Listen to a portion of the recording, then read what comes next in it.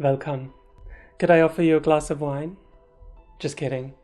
I never drink wine. For possibly the first time in cinematic history, the 2020 miniseries Dracula made the iconic vampire explicitly bisexual.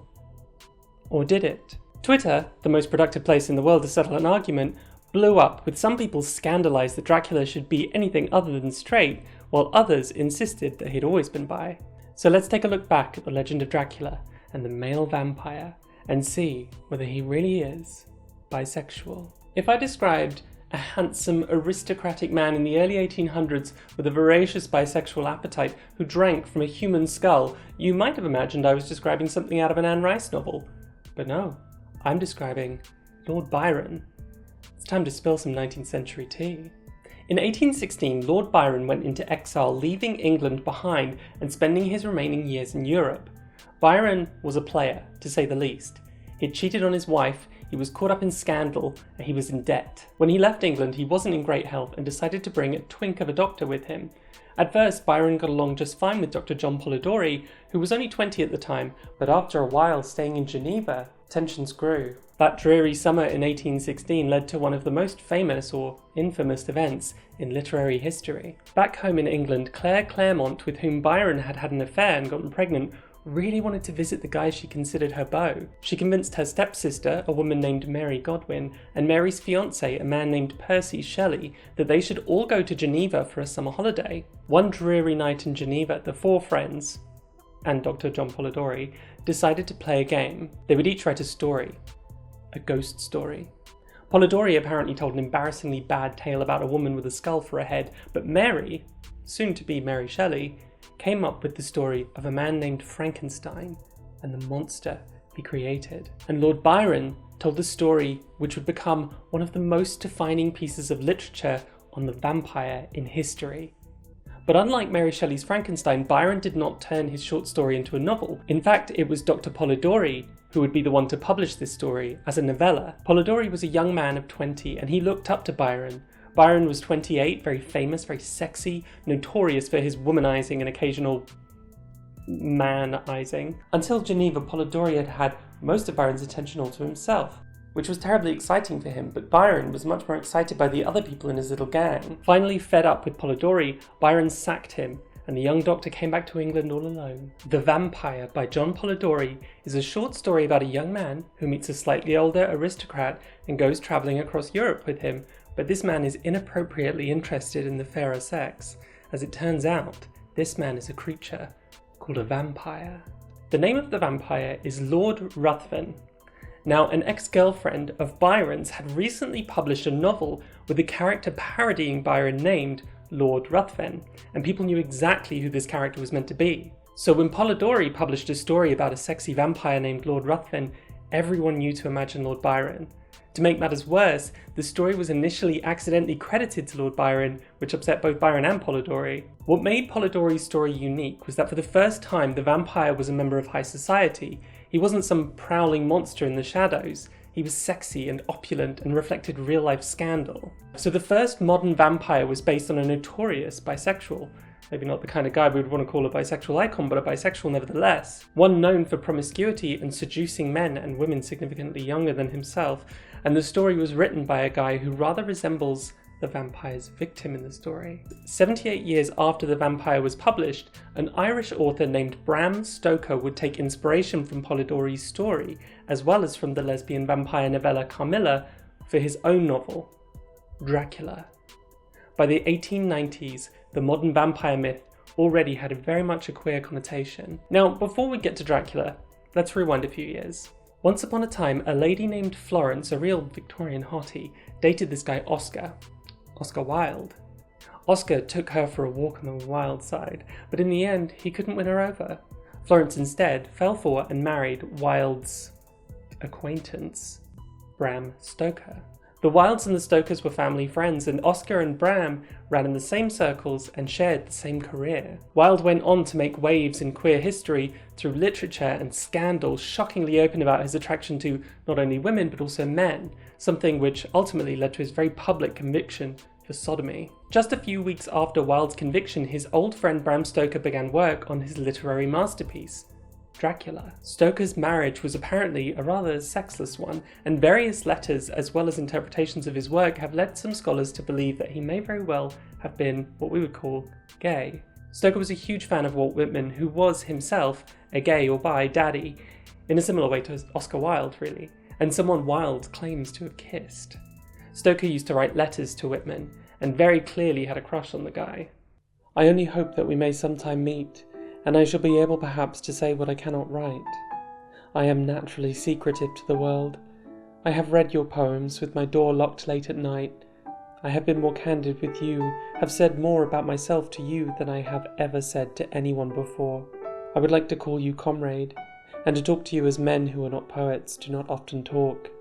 I think that at first a man would be ashamed, but I know I would not be long ashamed to be natural before you. If you are going to read this letter any further, I should tell you that I am not prepared to give up all else so far as words go. You have shaken off the shackles and your wings are free. I have the shackles on my shoulders still, but I have no wings. I get similar comments to this on my YouTube channel actually. Unlike Wilde and Whitman, Stoker wasn't out in any sense. As much as he might have desired Whitman, he couldn't give up his straight life for him. It seems rather like Stoker lived a life of shame. In fact, after Oscar Wilde's sodomy conviction, Stoker seems to have become even more closeted than he had been earlier in life before Whitman's death. Stoker identifies with the national anti-Wilde homophobia partly to disguise his own vulnerability as a gay man, partly because it justifies his belief in the value of the closet, and partly from horror at the monstrous image of Wilde produced by the media, which would haunt men of his kind. Talia Schaefer speculates as to whether Stoker's writing of Dracula may have been influenced by his relationship to Oscar Wilde, in particular the changing cultural conversation around same-sex attraction, which was happening as a direct result of his friend's naughty behaviour. But you know what's curious about Bram Stoker's relationship to Oscar Wilde? They dated the same woman, their families spent Christmas together, they went to the same university, they shared a career, and yet Wilde is conspicuously absent from any of Stoker's writings, published or unpublished, even when name-dropping. Where you'd expect to find a reference to Wilde, you can instead find terms like degeneracy and references to police arrests of authors. And that silence about Wilde, ironically, speaks volumes. The first segment of Dracula is about Jonathan Harker, who has travelled to Transylvania to see Dracula as a solicitor, as Dracula wants to purchase property in England. Jonathan ends up trapped in Dracula's castle for a long while, an event which is interpreted by some as a homoerotic experience. Indeed, we might see Dracula's lust as bisexual, telling his wives that Jonathan belongs to him. And while we never see Dracula directly feed from any of the men in the novel, he does drink their blood. When Lucy is dying from Dracula's bite, Van Helsing has each of her male suitors come together to donate blood to her, which is then consumed by Dracula through her. And of course the novel ends with Jonathan and Quincy penetrating Dracula. Not like that, you dirty mortal. Quincy penetrates his heart, and Jonathan gets him right in the thrussie. Stoker saw Wilde's punishment for homosexuality as something he deserved, essentially, for coming out of the closet. Dracula's famous opposite, Abraham Van Helsing, may stand in for Bram Stoker himself. Bram being short for Abraham. Abraham Stoker, Abraham Van Helsing. Van Helsing is described as having a hard, square chin, a large mouth, sensitive nostrils, and reddish hair. Sensitive nostrils. Red-headed Bram Stoker described himself in his letters to Walt Whitman as having a heavy jaw, a big mouth, and sensitive nostrils. Van Helsing is the only one of the male protagonists not to have any kind of romantic relationship with the female characters. The vampire not only preyed upon his victims, but transformed them into creatures like himself, perhaps mirroring, as Harry M. Benshoff suggests, the invention of the homosexual, which was contemporaneous to the era of Oscar Wilde's trial and Stoker's writing. You see, the concept of a gay person in the modern sense was only just beginning to form in Europe. The word homosexual was only about 30 years old at the time Dracula was published, and had only begun to be popularised in the last decade. The vampire's true nature is something which must be discovered, something secret, but as common discourse suggests, there are telltale signs which give him away. The homosexual is decadent, like Byron and Wilde, and any other bisexual stereotype actually. It's unclear how much inspiration for Dracula may have come from internalised homophobia, though it is clearly a story of Victorian anxiety surrounding sexuality. That's why Dracula is so sexy. He embodies sexual desire and behaviour, and a love that dare not speak its name. Regardless of how gay or bi inspired Bram Stoker's original vision of Dracula was, adaptations of the character, as well as other male vampires, did not shy away from the more flamboyant portrayal. Aren't you drinking? I never drink. Why? Here we will transition from literature to the silver screen. All this gay 19th century crap was a long time ago. Do we really still see vampirism as a metaphor for same-sex attraction? Let's take a look at how TV and film have solidified the vampire as a bisexual figure. In my last video, we looked at the lesbian vampire trope in cinema. The gay or bi male vampire doesn't have the same explicit history in cinema as she does, mainly because straight dudes just don't want to see other dudes sucking blood out of other dudes. Hey fellas, is it gay to drink each other's blood? Once again, it's all about the male gaze. Gaze with a Z, not gaze with a Y. Although, now it is also about the male gaze with a Y. And the male bis. Keep up! Where the lesbian vampire was a trope which existed initially for the sake of exploitation and titillation, the portrayals of same-sex attraction in male vampires has been left mostly to implication and interpretation.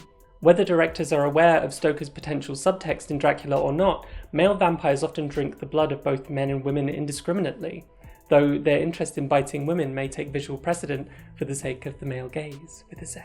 As we saw in my last video, Dracula's Daughter, 1936, is seen as a lesbian vampire film because of scenes like this, where Dracula's daughter hovers over women whose blood she's ready to suck.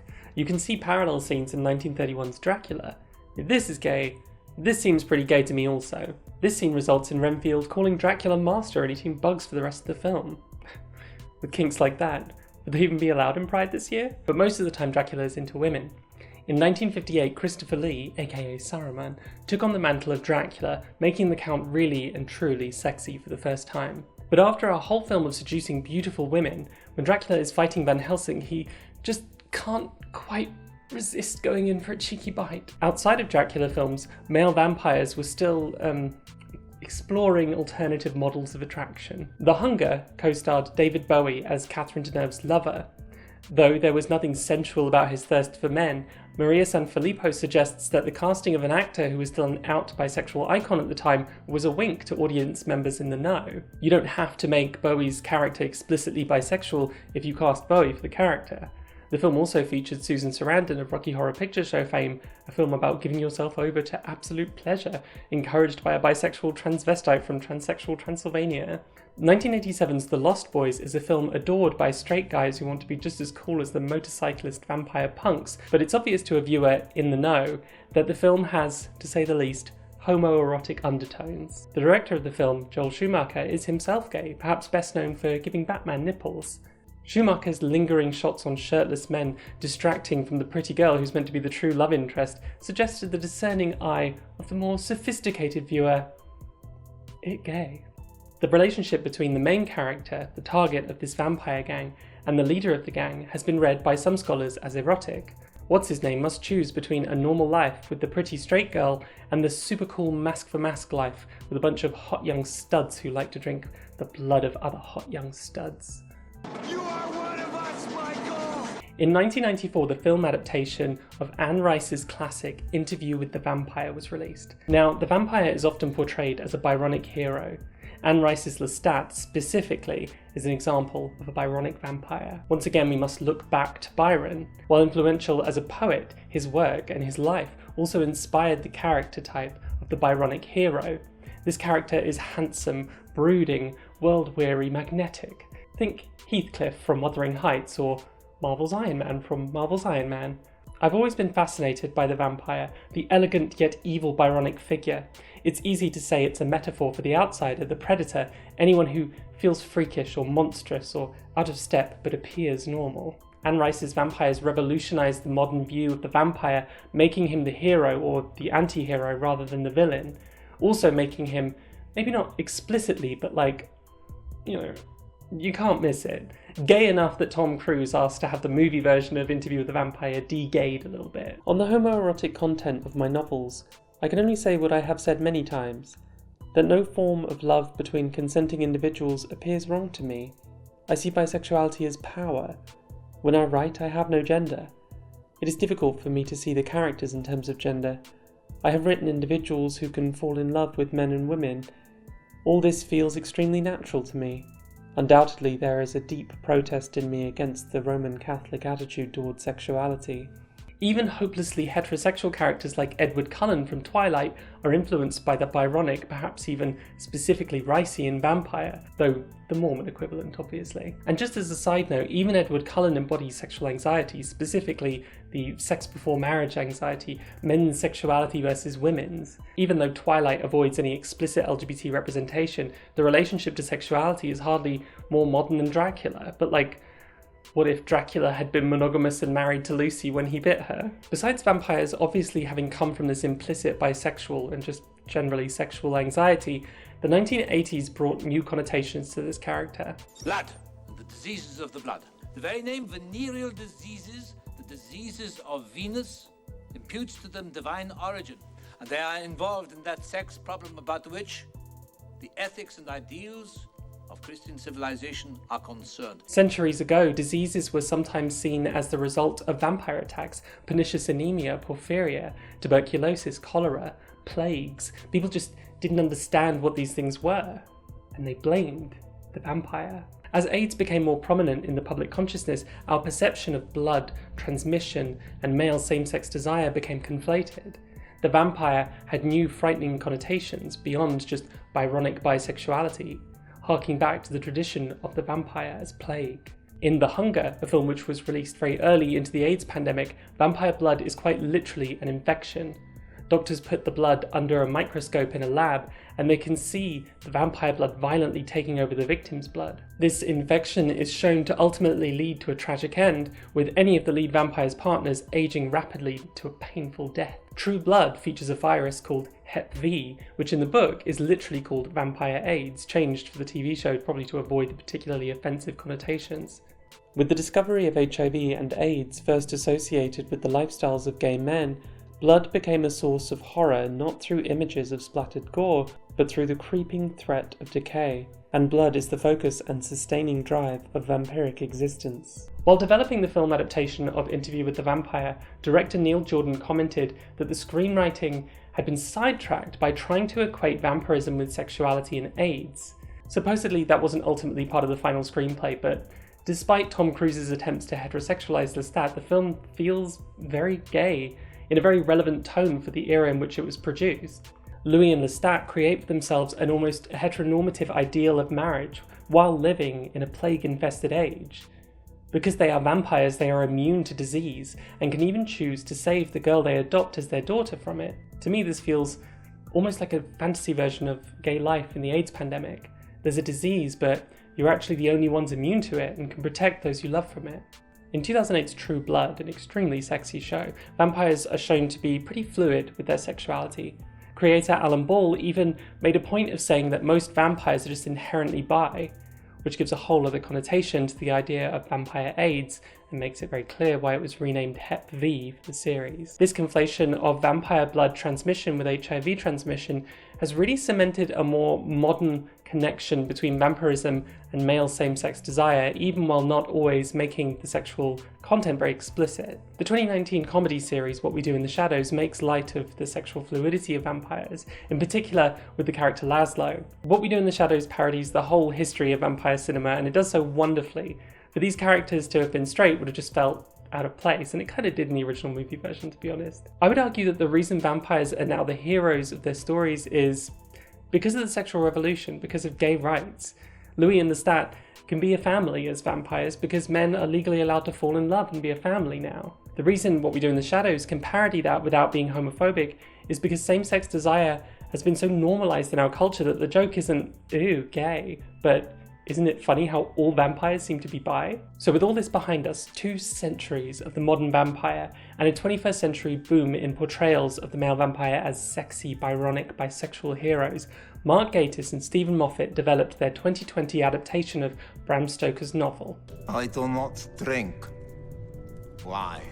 You may remember Mark Gatiss and Stephen Moffat as the writers of the most awkward era of modern Doctor Who, and of the version of Sherlock Holmes which hated its viewers and hated its fans even more. What could possibly go wrong? I don't think there's ever been, up to this point, quite such an explicitly bi Dracula.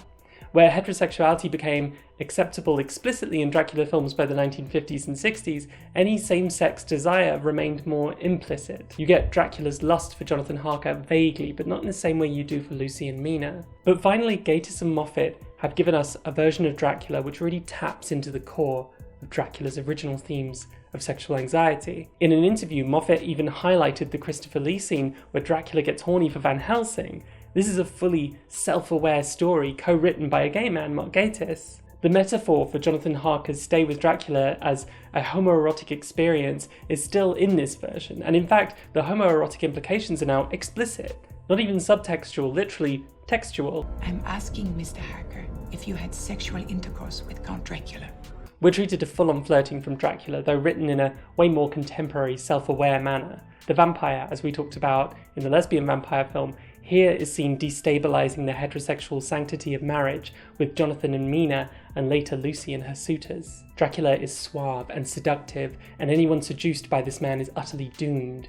Meanwhile, the character of Van Helsing has been merged with a nun character, so we have the sexual vampire versus the celibate woman of God, a clear embodiment of traditional gender dynamics and fears. In episode 3, set in the present day, Dracula finds his victims through dating apps, representing a very modern anxiety. The second episode of the series features 2 gay characters.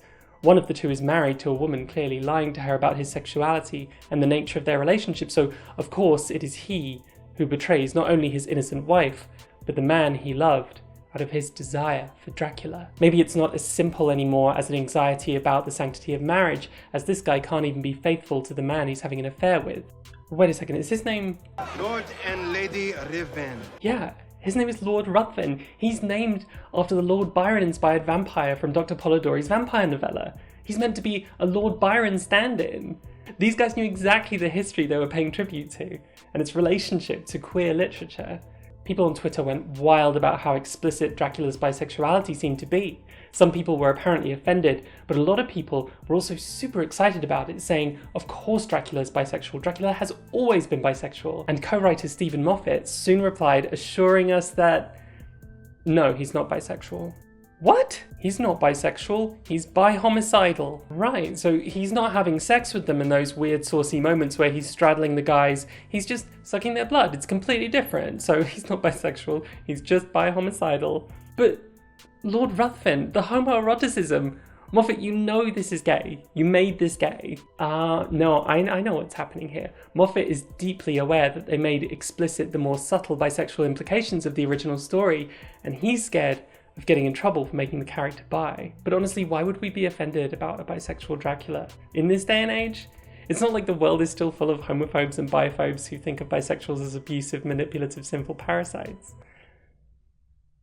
Right? The 2019 adaptation of Carmilla by Emily Harris subverts the original narrative by making religion and superstition the enemy of the lesbian victims. And it's totally believable. It makes so much sense that we, as a 21st century audience, would be on the side of the lesbian vampire rather than the puritanical Victorian values. The 2020 adaptation of Dracula, on the other hand, is just like, yeah, we like it when vampire go bitey bite. When modernizing a tale rooted in anxieties about sexuality and same-sex attraction is the most responsible thing to take what was suggestive about the original and just make it explicit now. In the post-Me Too era, whose sexuality should we really be scared of?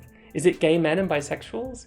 Is it Eastern European aristocrats? Does this version of Dracula really embody the sexual anxieties of the modern era? There are also other outdated themes which Dracula represents: the church versus sexual freedom, the fear of Eastern Europe, of immigration. Well, maybe that's not outdated. I guess there was a reason Brexit happened. We don't want Dracula coming here on some work visa, guys. He's gonna steal our jobs. But maybe Dracula as the villain should be a thing of the past. If there is a version of Dracula who's evil, I'm not sure an anarchistic bisexual enemy of the church are really it. At least, I hope not. Maybe I should get out of here. It can be difficult to adapt classic literature. Older works often contain problematic themes which, if adapted, could now be extremely offensive to its audience. It's like with adapting Sherlock. You don't make a modern Sherlock Holmes more sexist than the original, right? Like, Irene Adler defeated Sherlock in the original story, and that was a major feminist moment. You don't then make a modern reimagining where Sherlock defeats her because she's not as smart as him and she falls in love with him even though she's a lesbian, and we get to see her naked pretending you can't deduce anything from a naked woman's body. If you did all that, that would just be downright... Oh. It's no wonder that we now have films which portray Dracula and other vampires as sympathetic, sometimes as full-on heroes. We don't need to demonize sexuality anymore. The modern vampire myth continues to represent sexuality, but now in a world where sexuality is actually just mostly okay. In a world where men are still fighting against demonization for same-sex attraction, when I try to imagine a version of Dracula updated for a modern audience, rather than erasing the queer history of the story, I wonder what can be done differently with the heroes. Imagine a version of Jonathan Harker who is bisexual, maybe even his fiancée Mina is a man, so that the dynamic between Dracula, Jonathan and Mina isn't reduced to the good straight couple versus the evil bisexual seducer. But I also wonder if it's worth imagining a version of Dracula who would be as monstrous to us today as he would have been to a Victorian audience. I can picture exactly the kind of creeps that would look like, and to be honest, that has more in common with the 45th President of the United States than it does with the average bi guy. But on the other hand, I do love the gorgeous, sexy, bisexual vision of Dracula. I kind of love the idea that this iconic character, in a strange way, reflects us and belongs to us. And it's sad to think that this character may have come from a man's internalized homophobia, his fear of a world where you could be convicted for sodomy and have your life destroyed. But maybe there could be a version of Dracula where the Count's sexuality is not the thing which makes him monstrous. And as a community, I think it's well past time that we get to appropriate these narratives and turn them into something deeper. Or at least just admit they're bisexual. Thank you to all my Van patrons, and a special thanks to Kat R, Danny Edenstone, Hannah Acker, Siobhan, Erin, AJ, Apathetic Gaiety, Eric Parkinson, Charis Edwards, Dweben, ES, Gavin Salmon, Jamie, Juicy Fantasy Queen Plant Hookups, Jules, Juliana C, Julius, Kiki, Kisa, Lord Asriel, Marla, Miss Mad, Nico, Nick Sneri, Nina, Oddbjorn the Frizzy, Olive, Pregnant Seinfeld, Ravarab, Rebecca Peacock, Rock the Shell, Saint Laura, Sarah R, Sawyer Donk, Shaved Headed By, Soy, Spaghetti Rabbit, Spencer, Steve, Strofox, Susie S, Talon, Tina Kikia, and Will O'Connor. Please like and subscribe and ring the bell. And if you would like to become one of my vampire brides, please support my Patreon. Thank you so much for watching, and I will be seeing you next time.